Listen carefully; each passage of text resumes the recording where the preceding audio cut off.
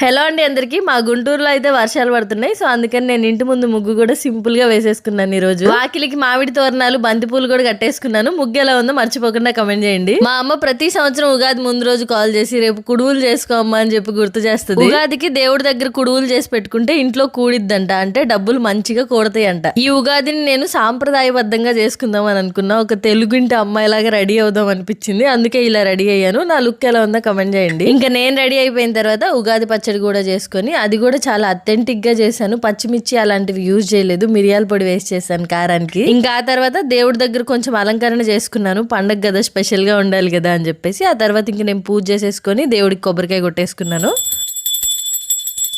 పిల్లలు లేచేలోపే పూజ చేసేసుకుందాం అనుకున్నాను, బట్ నేను పూజలో ఉన్నప్పటికే పిల్లలు లేచారు. అయినా ప్రశాంతంగా అయింది ఈ రోజు పూజ. ఉగాదికి స్వామివారికి ప్రత్యేకంగా పూజ చేస్తారు. సో అందుకని నేను ఈ రోజు తులసి మాల కూడా తెప్పించుకున్నాను పూజకి. స్వామివారికి నిండుకుండ పొంగలు పెట్టుకొని, కుడువులు నైవేద్యంగా చేసి పెట్టి, ఉగాది పచ్చడి పెట్టుకొని, తాంబూలం పెట్టుకొని ప్రశాంతంగా పూజ చేసుకున్నా. పూజ పూర్తయిన తర్వాత ఇంకా పిల్లల్ని కూడా ఇలా చక్కగా ట్రెడిషనల్ గా రెడీ చేశాను, పట్టు లంగాలు వేసి. ఎలా ఉన్నారు అందరికి?